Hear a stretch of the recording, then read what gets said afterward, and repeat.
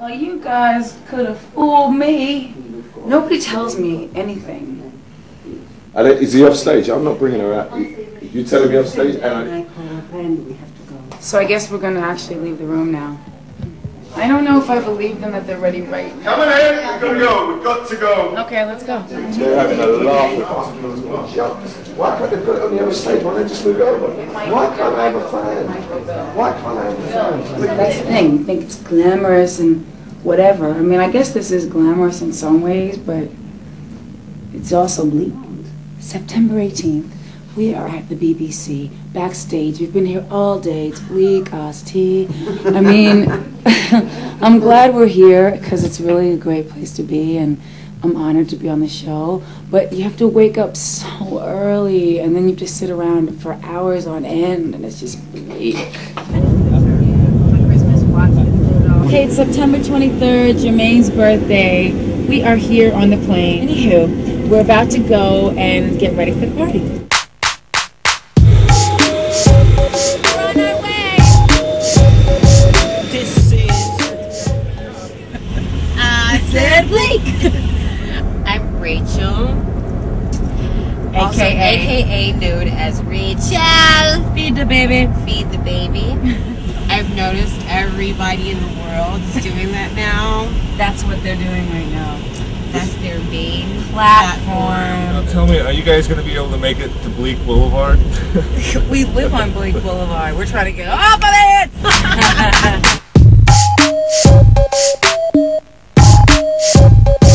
This is the point when I need everybody to get to the dance floor. It's like that, y'all. That y'all. That y'all. That y'all. That or that. Or like that, y'all. That y'all. That y'all. That y'all. That y'all. Like that or that. Or like that, y'all. That y'all. Wait, listen. No. Tell Usher to stop blowing smoke. Usher, stop blowing smoke, Usher. Tell everybody in this motherfucker. No. Listen to me. Y'all think Mariah is such a diva and all that shit?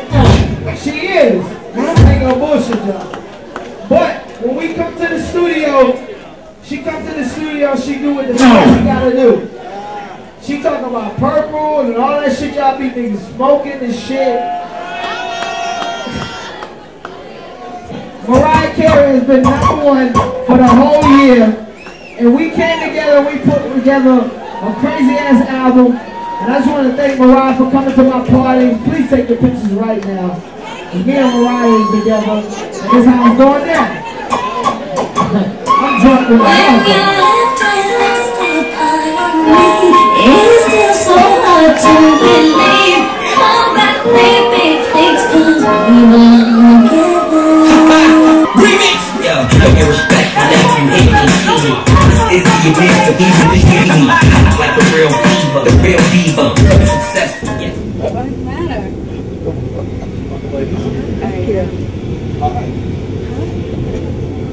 Say hi to the time kids.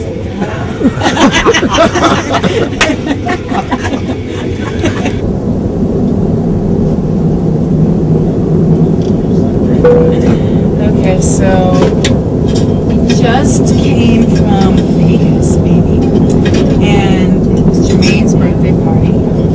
I had a nice time. There were a few moments I'm not really sure about. A couple things, nothing to do with Jermaine. Somebody else who was bleak. Overall, it was pretty funny. I thought it was a lot of fun. It was a great party. Jermaine, I was so happy to see him because he was very happy. He was having a good time. He was on the mic. And I like to see him happy because he's a good guy. I love JD.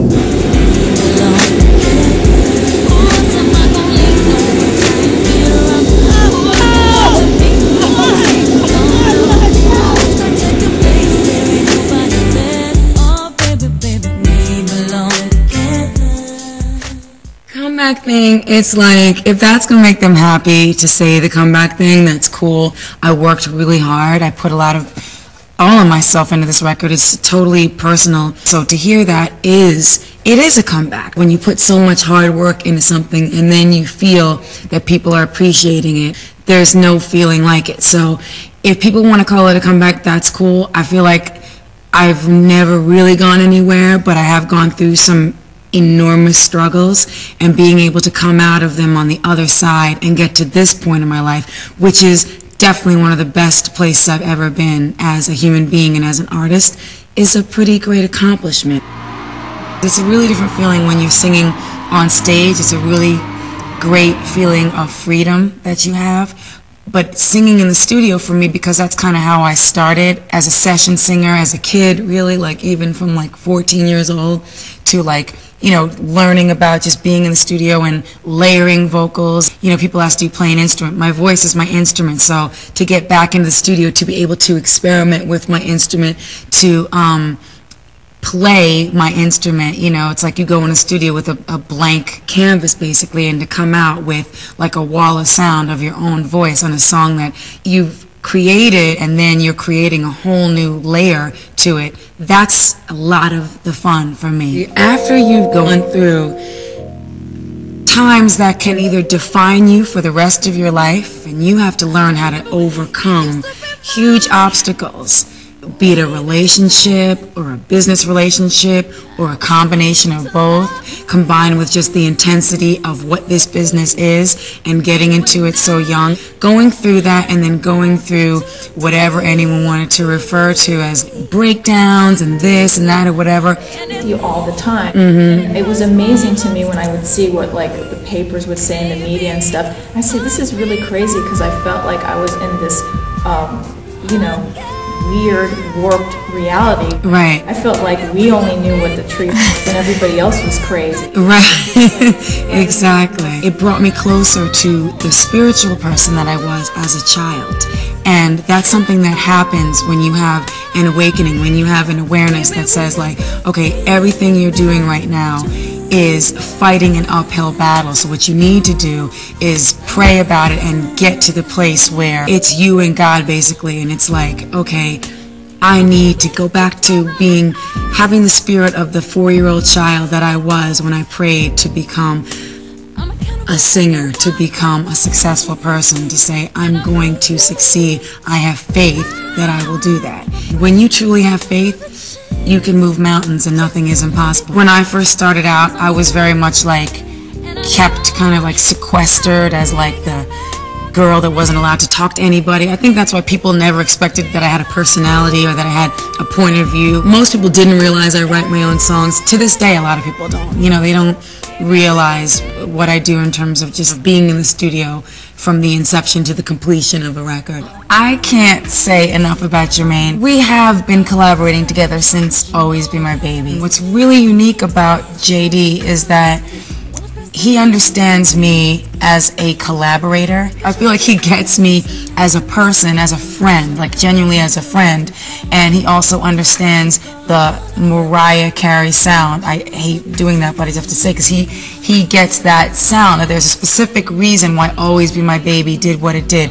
There's a reason why We Belong Together is such a big hit. It's because when we work together, and let's say we're going too far in one direction, Jermaine has a really great way of kind of like reeling it in and saying, how about this? Like the second verse of We Belong Together.